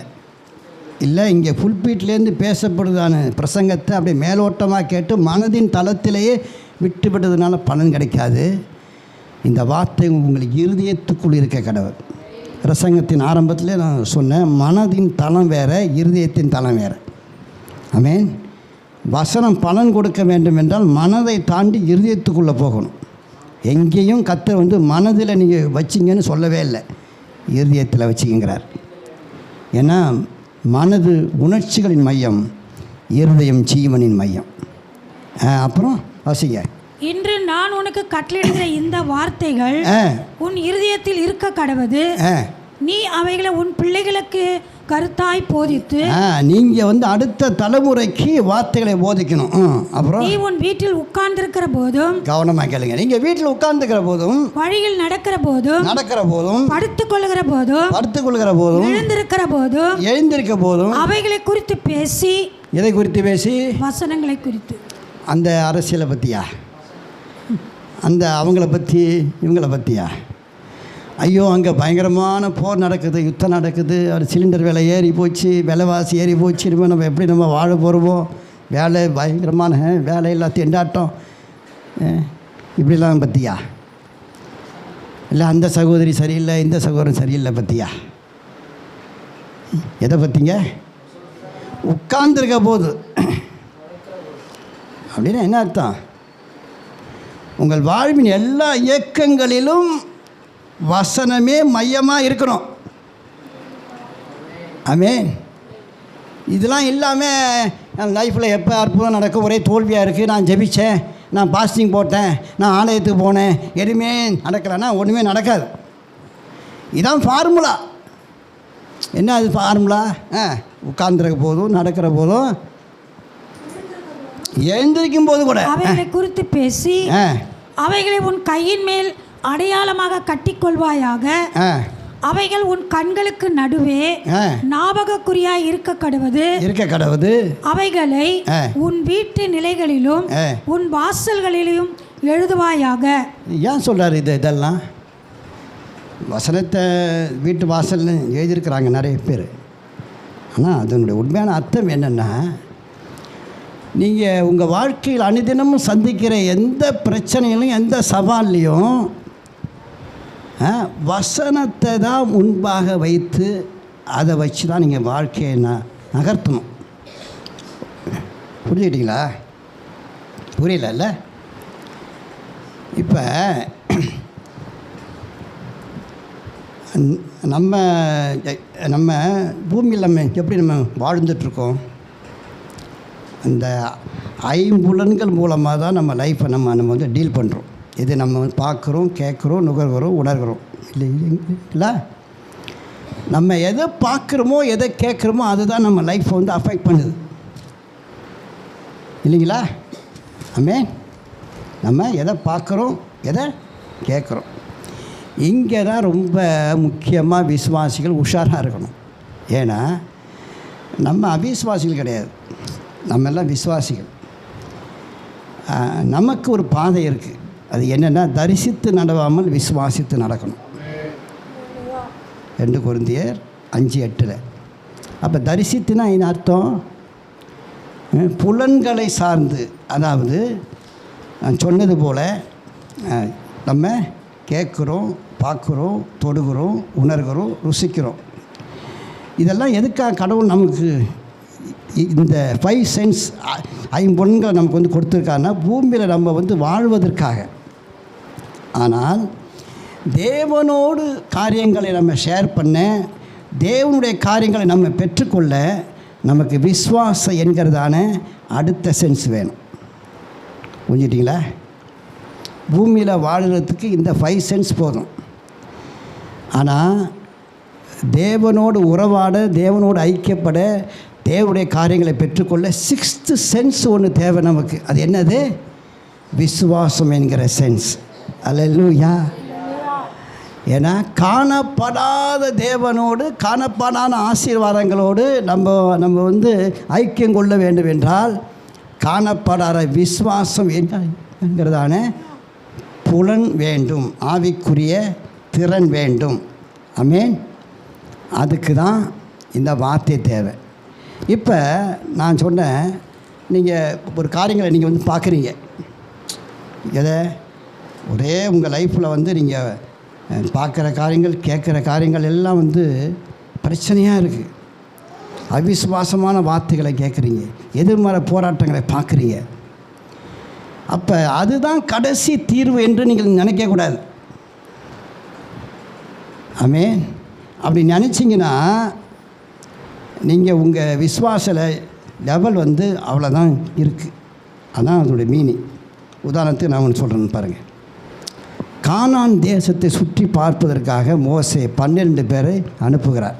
காதேஸ் பர்னேயாவிலேருந்து 12 பேரும் தேசத்தெல்லாம் சுற்றி பார்த்துட்டு வர்றாங்க.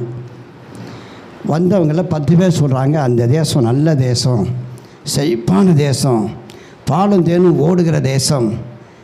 ஆனால் அந்த தேசத்தில் இருக்கிற மக்களோ கொடிய ஜனங்கள், பெரிய கோட்டைகள், மதில் சுவர்லாம் இருக்குது, அதை நம்மால் சுதந்திரித்து கொள்ள முடியாது அப்படிங்கிறாங்க. என்னாகமும் 13:14 நீங்கள் வாசிச்சிங்கன்னா தெரியும். அதை குறித்து வேதம் சொல்லுது, அவர்கள் துர்ச்செய்தியை பரப்பினார்கள். என்னவா? அதுக்கு தான் நான் சொல்கிறேன், நீங்கள் கண்ணால், மாம்ச கண்களினால் எதை காண்கிறீங்களோ, மாம்ச காதுகளினால் எதை கேட்குறீங்களோ அதை அப்படியே நம்பி ஏற்றுக்கொண்டீங்கன்னா அதுக்கு பேர் துர்ச்செய்தின்னு பேர். அவன் விலைவாசிலாம் ஏறி போச்சு, இனிமேல் நம்ம லைஃபு அவ்வளோதான், வாழவே முடியாது. டாக்டர் ஸ்கேன் ரிப்போர்ட் இப்படி சொல்லுது, ஆபத்தான கிரிட்டிக்கல் கண்டிஷனில் உங்கள் ஹார்ட் இருக்குது, உங்கள் கிட்னி இருக்குது, உங்கள் கர்ப்பப்பை இருக்குதுன்னு சொல்கிறாங்க இல்லையா? ஸ்கேன் ரிப்போர்ட் சொல்லுது, எக்ஸ்ரே ரிப்போர்ட் சொல்லுது, டாக்டர் சொல்கிறார், ஸ்பெஷலிஸ்ட் சொல்கிறார். நீங்கள் அதை அப்படியே நம்பி ஏற்றுக்கொண்டீங்கன்னா அந்த 6th சென்ஸ் இருக்க விசுவாசம், ஃபெய்த்து, அது வேலை செய்யாது. அல்லேலூயா. அது வேலை செய்யாது. உங்கள் வேலையே போச்சு, தொழிலும் போச்சு, பணம் எல்லாம் உங்கள் கைவிட்டு போச்சு, இனி மீண்டும் வரவே முடியாது அப்படின்னு நிலைமைகள் காணப்படும். அதையே நீங்கள் நம்பிட்டு இருந்தீங்கன்னா உங்களுக்குள்ள விசுவாசம் இல்லைன்னு அர்த்தம், இல்லது விசுவாசம் வேலை செய்யலைன்னு அர்த்தம். இதுக்கு தான் நீங்கள் என்ன செய்யணும் பாருங்கள். அந்த 12 பேரும் பார்த்ததையும் கேட்டதையும் வந்து சொல்கிறான். அவன் சொன்னது உண்மை தான் சொல்கிறான், அது ஃபேக்ட். பட் விசுவாசிகள் ஃபேக்டை பேசக்கூடாது, ட்ரூத்தை பேசணும். அண்டர்ஸ்டாண்ட்? நம்ம ஃபேக்டை பேசக்கூடாது. ஃபேக்ட்னா என்னங்க? உள்ளபடியான உண்மை அப்படின்னா என்ன? இந்த ஊழியக்காரர் உண்மையை பேசக்கூடாதுன்னு சொல்கிறா. நீ தப்பா நினச்சிக்காதீங்க. ஆமாம், உண்மைன்னா என்னென்னா, ஒரு காரியத்தை நம்ம உண்மைன்னு சொல்கிறோமே, எப்படி நம்ம சொல்கிறோம்? நம்ம பார்க்குறத கொண்டும் கேட்குறத கொண்டும் நம்மளுடைய மனதின் அபிப்பிராயத்தை கொண்டும் இதை உண்மைன்னு நம்ம சொல்கிறோம் இல்லைங்களா? ஆனால் அந்த உண்மை ஆளுக்கு ஆள் மாறுபடும். உங்களுக்கு உண்மை என்று நீங்கள் நினைக்கிற காரியம் எனக்கு உண்மை இல்லாதான் இருக்கும். ஆனால் ட்ரூத், சத்தியம் அப்படி இல்லை. சத்தியம் மாறாதது. ஏன்னா சத்தியம் பரலோக ராஜ்யத்தில் எஸ்டாப்ளிஷ் பண்ணப்பட்டிருக்கு. ஆமென். சத்தியம் வார்த்தை மாறாதது. அப்போ விசுவாசி அதை பேசக்கூடாது, அதை ஒரு பொருட்டாக எண்ணவே கூடாது. அதுக்கு பதிலாக ட்ரூத்தை பேசணும். ட்ரூத் என்ன சொல்லுது? ஸ்கேன் ரிப்போர்ட்டு சொல்கிறத சொல்லாது, ட்ரூத்து சொல்லும். இயேசுவின் தழும்புகளால் நான் சுகமானேன். 2000 ஆண்டுகளுக்கு முன்பதாக இயேசு இந்த ஸ்கேன் ரிப்போர்ட்டில் இருக்கிறதான இந்த பிரச்சனையை தன் மேலே சுமந்து தீர்த்துட்டார். வசனத்தின்படி நான் சுகமாயிட்டேன், நான் சுகமாவேன், அடுத்த ரிப்போர்ட்டில் நான் சுகமாக இருப்பேன். அல்லேலூயா. ஆமென். நம்புறீங்களா இல்லையா? யார் எத்தனை மந்திரவாதம் பண்ணாலும் சரி, சூரியன் பண்ணாலும் சரி, பைபிள் சொல்லுது, வாதையின் கூடாரத்தை அணுகாது, பொல்லாப்பு எனக்கு நேரிடாது, எனக்கு விரோதமான மந்திரவாதம் இல்லை, எனக்கு எதிரான குறி சொல்லுது இல்லை. பணமே இல்லாமல் நான் நடுத்தரு போனாலும் சரி, கர்த்தர் என்னுடைய ஆதாரமாக இருக்கிறார், என்னுடைய ஐஸ்வர்ய சம்பன்னராக இருக்கிறார். சிங்கக்குட்டிகள்லாம் தாழ்ச்சி அடுக்கும். அப்படின்னா பெரிய பெரிய பிஸ்னஸ் மேன்லாம் கூட கீழே விழுந்துருவான். ஆனால் எனக்கு குறைவு வராது. என் தேவைகளை சந்திப்பார். கர்த்தர் என்னை வாலாக்காமல் தலையாக்குவார், கீழாக மேலாவேன். இதுதான் 6th சென்ஸ் பேசுது. அல்லேலூயா. சாதாரண மனுஷன் எப்படி பேசுவான்னா, உலகத்தில் தான் பார்க்குறத பேசுவான், கேட்குறத பேசுவான். ஆனால் விசுவாசி பைபிள் பேசுகிறத பேசணும். எத்தனை பேர் நீங்கள் பேசுகிறீங்க? அப்படி கிடையாது. நல்லா ஜெபிப்பாங்க, அந்நிய பாஷை பேசுவாங்க, உபவாசிப்பாங்க, எல்லாம் பண்ணுவாங்க. நான் வாயை திறந்தா முடியாது, நடக்காது, நான் புழு, நான் பூச்சி, நான் குப்பை, நான் தூசி, ஒன்றுமே ஆகாது, நான் ஒரு துரதிர்ஷ்டவாளி, நான் அவ்வளவுதான், டாக்டர் இப்படி சொல்லிட்டாரு, அந்த டாக்டர் இப்படி சொல்லிட்டாரு, இப்படி தான். அப்புறம் என்ன ரிசல்ட் வரும்? வேதம் சொல்லுது, சாவும் வாழும் வாயில் இருக்குது. நீதிமொழிகள் 18. மரணமும் ஜீவனும் வாயில் இருக்குது. நீ எதை பேசுகிறியோ அதன் கனியை நீ பெற்றுக்கொள்வ. 40 வயசுக்கு மேலே எனக்கு சுகர் வரும்னு நீங்கள் சொன்னீங்கன்னா சுகர் வந்துடும். சுகரு நிறைய பேர் பேசிய வியாதிகளை வாங்கிட்டாங்க. நிறைய பேசிய பிரச்சனைகளை வாங்கிட்டாங்க. நிறைய பேசிய நிறைய பேர் ஏழை ஆகிட்டாங்க. என்னது? 10ஆம் தேதி வரைக்கும் தாங்க நான் வாங்கின சம்பளம் நிற்கும், அது பிறகு இங்கே அங்கே நான் கடன் வாங்கி தாங்க வாழ்க்கையை ஓட்டுவேன். நிறைய பேர் இப்படி சொல்லி நான் கேள்வி கேட்டுருக்கேன். இதுதாங்க லைஃப், எனக்கு இப்படி தாங்க நடக்கும். யார் சொல்கிறா? விசுவாசியே சொல்லுவாங்க. நான் ஆரம்பத்தில் சொல்லியிருக்கேன், ஃபெய்த்து பிரேக் த பேரியர்ஸ். விசுவாசம் இதெல்லாம் உடைக்கணும். 31ஆம் தேதி 30ஆம் தேதி வரையிலையும் பாக்கெட்டில் பணம் இருக்கும், பேங்கில் பணம் இருக்குன்னு பேசணும். பேசுகிறீங்களா?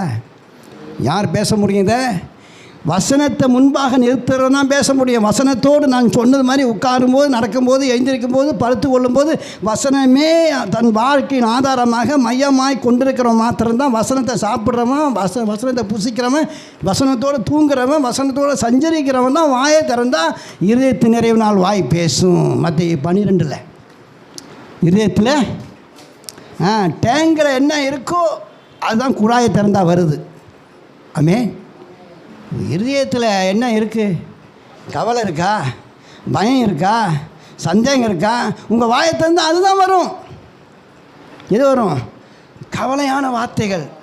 ஐயோ பயமாக இருக்குது, ஐயோ ஏதோ நடக்க போகுது, ஐயோ ஏதோ ஆக போகுது, நான் ரொம்ப நாளைக்கு இருக்க மாட்டேன், அப்படி ஆக போகுது, இப்படி ஆக போகுது. நானோ சாகாமல் பிழைத்திருந்து. தாவீது சொல்கிறான்,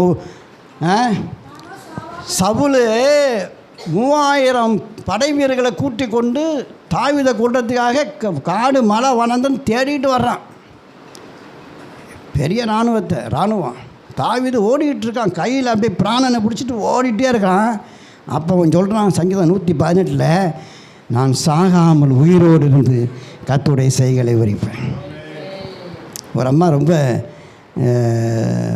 வியாதி முற்றின ஒரு நிலைமையில், மிடில் ஏஜ் தான் அவங்க, டாக்டர்லாம் கூட கைவிட்டாங்க. அப்போ அவங்களுடைய பிள்ளைகள்லாம் கூட இனிமேல் நம்மளுடைய அம்மா வந்து பிழைக்க மாட்டாங்க அப்படின்னு சொல்லிட்டாங்க. அப்போ அவங்களுக்கு வந்து வாழணும்னு ஒரு ஆசை இருக்குது, நான் இன்னும் வாழணும், பிள்ளைகளுக்கெல்லாம் செய்ய வேண்டிய காரியங்கள்லாம் பார்க்கணும் அப்படின்னு. நல்ல கிறிஸ்தவங்க அவங்க. அங்கே ஜெபிக்க போகிறவங்கெல்லாம் ஏதோ ஒரு ஆறுதலுக்காக ஏதோ ஒரு வார்த்தையை சொல்லி ஜெபம் பண்ணிட்டு கர்த்தாவே சுகமாக்கும் சொல்லிட்டு போயிடுறாங்க. அப்போ நாங்கள் போக வேண்டிய சூழ்நிலையில் அந்த வசனம் தான் சங்கீதம் 118 வாசிங்க. சங்கீதம் 118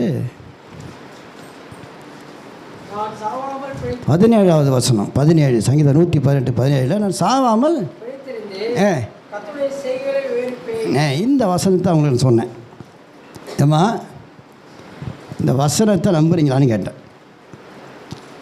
சாவு உங்கள் வீட்டு வாசல் கதவை தட்டிகிட்ருக்கு இல்லையா? மூச்சு அப்படியே இறைக்குது, ஆக்சிஜன் லெவல் அப்படியே கம்மியாகிட்டுருக்கு, நுரையீரல் லங்ஸில் வந்து ப்ராப்ளம், இதை வந்து ஒன்றும் செய்ய முடியான்ட்டாங்கல்ல. ஆனால் நீங்கள் நம்புறீங்களா? இந்த வசனம் சொல்கிறத நம்புறீங்களா? இந்த வசனம் ஆவிக்குரிய ஜீவன் உள்ளது, வல்லமை உள்ளது, காரியங்களை மாற்றக்கூடியது, அது வந்து முடிய பண்ணக்கூடியது என்பதை நீங்கள் நம்புறீங்களான்னு கேட்டேன். அவங்க 30 வருஷமாக நல்ல ஒரு ஆவிக்குரிய சபைக்கு போகிறாங்க. அவங்க சொன்னாங்க நம்புறையா அப்படின்னா. நம்புறீங்கன்னா இந்த குறிப்பிட்ட வசனத்தை நம்புறீங்களா அப்படின்னு கேட்டேன். அதை நீங்களே வாசிங்கன்னு சொன்னேன். சத்தமாக 7 தடவை நீங்கள் அதை வாசிங்கன்னு சொன்னேன். சாவாமல் பிழைத்திருந்து. நீங்கள் இப்படி பேசும்போதெல்லாம் சாவை பார்த்து சொல்கிறீங்க, சாவே உனக்கு நான் சவுக்கடி கொடுக்குறேன்,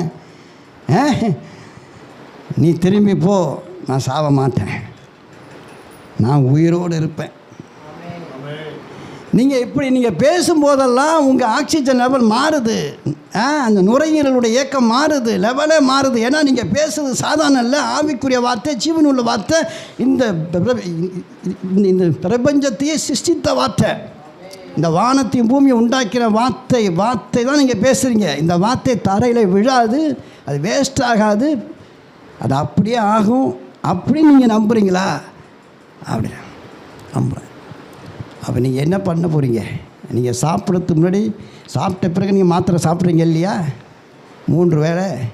அதே போல் ஒவ்வொரு 3 வேளையும் இதே வசனத்தை சாப்பிட்ட பிறகு, உணவு எடுத்துக்கொண்ட பிறகு மாத்திரையாக, சரீரத்தினுடைய சுகத்துக்குரிய மாத்திரையாக அந்த மாத்திரை சாப்பிட்டுங்க, விட்டுருங்க, இதை சாப்பிடுங்க,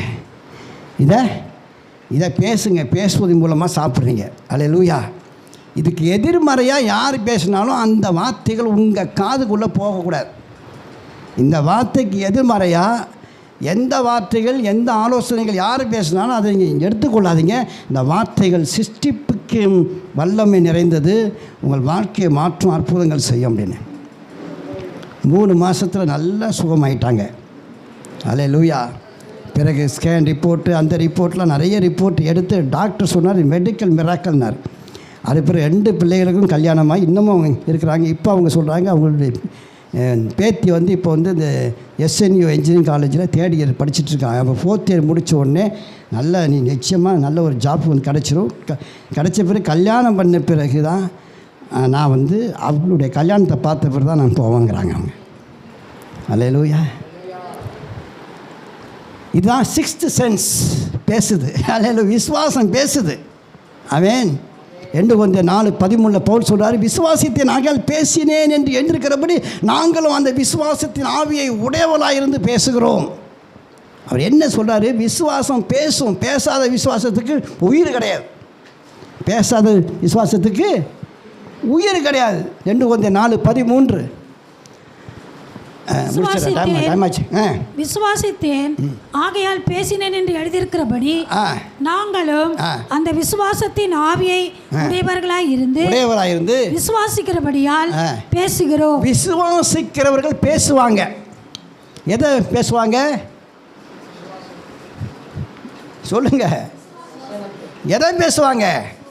கர்த்தருடைய வசனத்தை, வாக்கு தத்தங்களை, நல்வாழ்க்கையை, செழிப்பை, உயர்வை பேசுவாங்க. எதிர்மறை மனது உள்ளவர்கள் உலகத்தில் நடக்கிற காரியங்கள்லாம் பேசுவாங்க. அதெல்லாம் குப்பைகள் எல்லாம் எடுத்து நிறைய பேர் என்ன பண்ணுறான், வாயை தந்தால் குப்பை தான். ஏன்னா இருதயம்லாம் ஃபுல்லாக குப்பையாக தான் இருக்குது. இருதயத்தில் எவ்வளோ நிறைவு, என்ன நிறைவு இருக்கோ ஆனால் வாய் பேசுது. ஆமென். இந்த கிண்டல், கேலி, பரியாசம், அந்த உள்குத்து வேலை, காட்டி கொடுக்குற வேலை, ஓட்டு கொடுக்குற வேலை, இது எல்லாம் எங்கேருந்து வருதுங்க? இதயத்துலேருந்து வருது. இதயத்தில். ஏன்னா அதே சதா நினச்சி, அதே பேசி, அதே உள்ளுக்குள்ளே கொண்டு வந்து அந்த டேங்கை ஃபுல்லாகிடுது. இப்போ வாயை தந்தால் என்ன நீங்கள் வந்து பேசுவீங்க? அதான் நீங்கள் பேசுகிற வார்த்தை மற்றவங்களை அப்படியே குத்தும், அப்படியே கிழிக்கும், அப்படியே ஒடிக்கும், அவனை நோக்கடிச்சிடும், அவனை எழுந்திரிக்காமல் அவனை போட்டு மிதித்து கொண்டு போடும். வாயை திறந்தால் ஜீவன் உள்ள வார்த்தை, செழிப்பான வார்த்தை. என்னால் முடியும், என்னை பலப்படுத்த கிறிஸ்துவ எல்லாவற்றையும் செய்ய முடியும். ஒரே ஒரு காரியத்தை சொல்லிட்டு நான் முடிச்சிடுறேன். அப்போ விசுவாசிக்கிறவனுக்கு எல்லாம் கூடும். அப்போ விசுவாசம் தான் எசென்ஷியல், அதான் திறவுகோல். அந்த விசுவாசத்தை உருவாக்கக்கூடிய ஆற்றல் வந்து வார்த்தைக்கு தான் இருக்குது. ஆமென். இந்த வசனத்தை மேலோட்டமாக படிக்கிறனால விசுவாசம் வராது. இது உங்கள் வாழ்க்கையின் ஒரு அங்கமாகவே மாறிடணும். ஆமென். உங்கள் பிரச்சனையை